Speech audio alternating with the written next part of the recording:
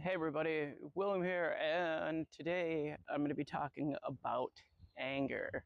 Have you ever found yourself using the phrase, "you're pissing me off"? Quit doing that, it's annoying me. I just can't right now. And insert what other angry things you like to say when you're feeling upset. Anger is something that we all deal with on different levels, and depending on our skill sets with where we're at, we can do the best we have with what we know at the time. And what I mean by that is the way we grow up and how we're taught to either cope with our anger or how to react slash respond to anger, based by our environment, our surroundings, those who raised us, so on and so forth, lay a foundation for how we choose to respond. Now, I myself am someone who has definitely dealt with a lot of anger in my life. And the way I responded to it was more so reaction.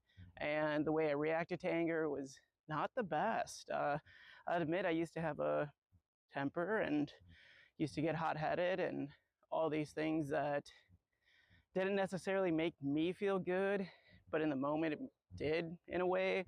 And obviously other people in my life were impacted by my anger. And it wasn't until I went through a tremendous amount of therapy, quit drinking, and took up meditation and journaling and a bunch of other stuff that helped me understand where a lot of my anger was coming from, or more so, the patterns I was doing when I would feel anger.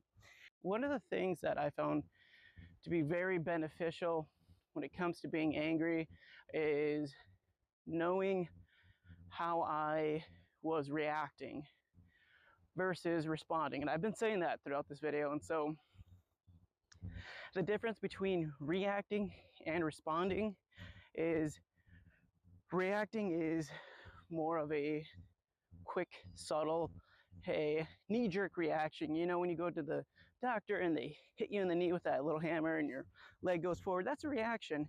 It's involuntary initially, kind of something that's been ingrained in us for so long that when this thing happens, this is how we respond, and so on and so forth. When it comes to anger, a quick thing for most people like myself, we would respond or react with jumping at someone's neck or feeling invalidated, feeling as if somebody was purposely trying to hurt us or, you know, make us feel dumb, whatever it is, right? And that's not necessarily the case. So reaction, again, is your inability to choose a choice of how you want to respond to what's happening. So responding is when you do get to make a choice, which means you take a moment to pause and decide, hey, this is making me feel upset. The reason why is because it's hurtful towards me and I don't appreciate it.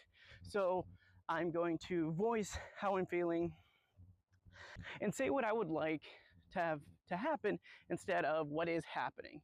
And that's just a beginning stage of hopefully being able to express your needs. So when it comes to our emotions and anger specifically, it's typically the first layer of an onion, where anger is what's happening underneath. Then there's a second layer underneath. Most times it might be that we're feeling hurt, abandoned, maybe we're feeling like we're being called stupid or we're not enough, whatever it may be. You know, there's that underlying layer. Beneath that layer comes a wound that we haven't either addressed or healed yet, that is causing us to have such a big reaction. And so if you're somebody who is struggling with anger, sometimes it helps to be able to have new skills to be able to deal with this emotion, because I don't know anybody who enjoys feeling angry. I know I never did. I don't know anybody who enjoys uh, feeling explosive and being upset and feeling on edge all the time. Like, it's just not a good feeling.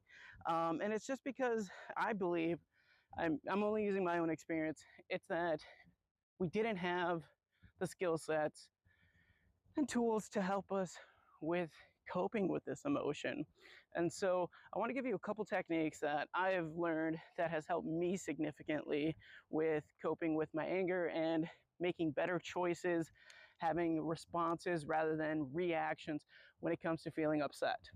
So first thing I do want to talk about, though, before I go into these things, is just a quick uh, lesson in what's happening on in the brain and why we might be feeling so angry all the time. Like I expressed, or like I said earlier, it might be that it's because of not having the skill sets. Maybe it's how people have presented it for us and how to respond and react to it.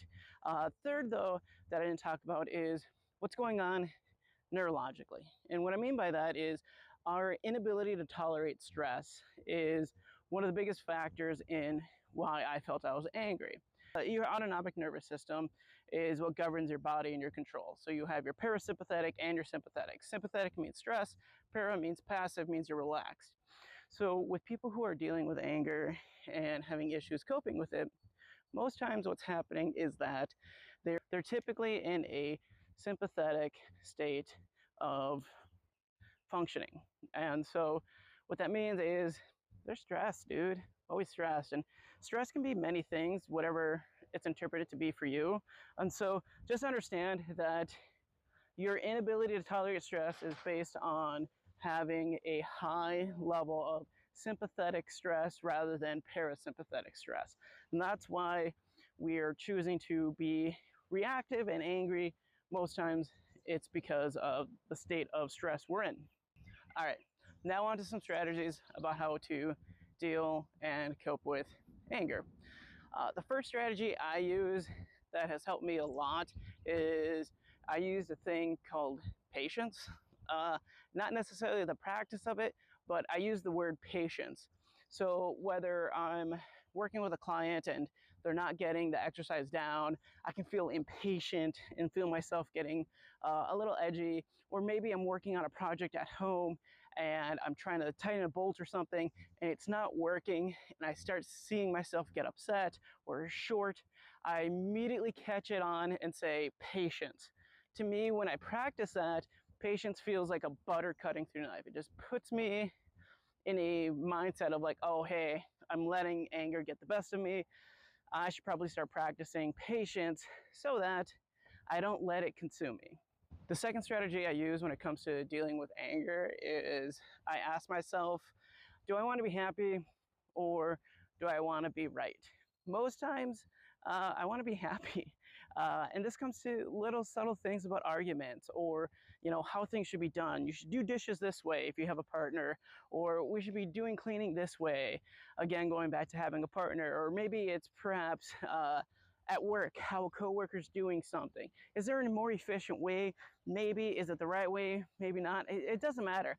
Either way, we're applying a strategy we would prefer to use rather than what they're preferring to use. And so if it's something that's bothering you, you have to really ask yourself if it's worth getting upset about, because most times it's not. And so usually builds up the conflict, and there's nothing wrong with conflict. It's just more so choosing which conflicts you want to have. A great book by Mark Manson is called The Subtle Art of Not Giving a Fuck. Basically, a summary of that book is finding out what fucks you want to have and what fucks you don't want to have. Most likely, you want to have less fucks to give, because it makes life stressful when you have everything to care about. In reality, you just got to find the core things that you have towards you that you find of value. The third thing I do for anger is I catch my breath.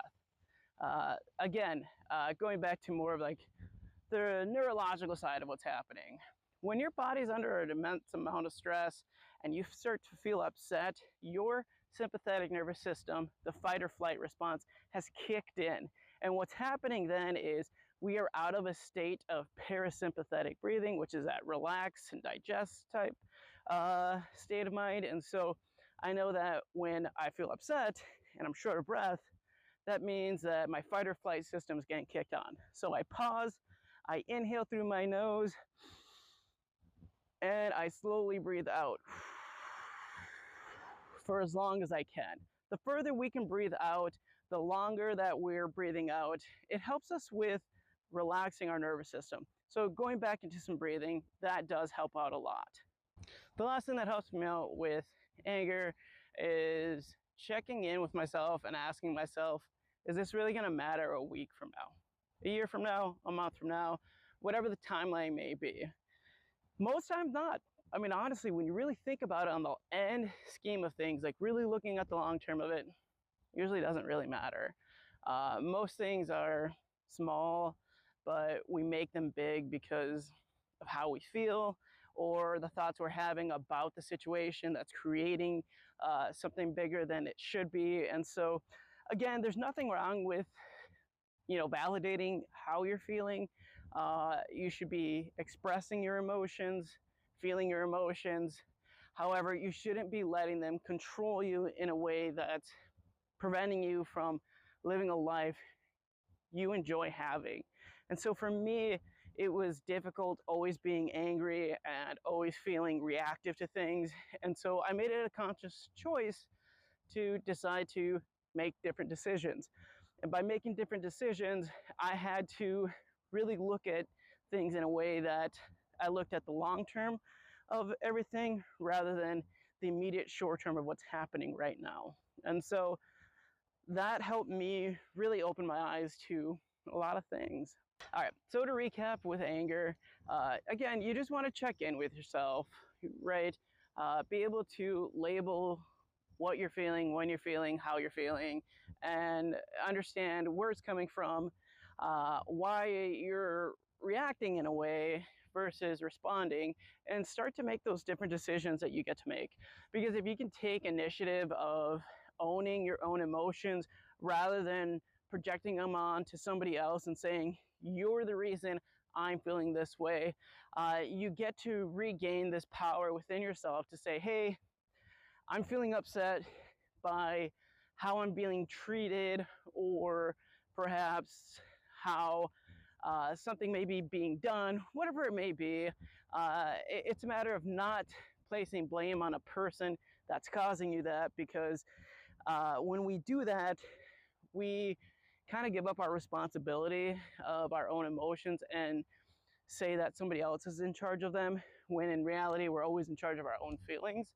And so if we can help ourselves by stating how we're feeling and understanding where it's coming from and making a different choice with how we want to respond, it's definitely going to help us out in the long term. So hopefully this video helped you.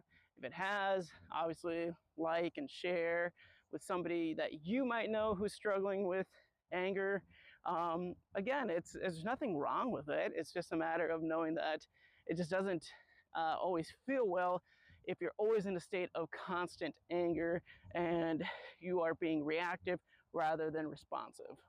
All right, I'll catch you guys in the next video.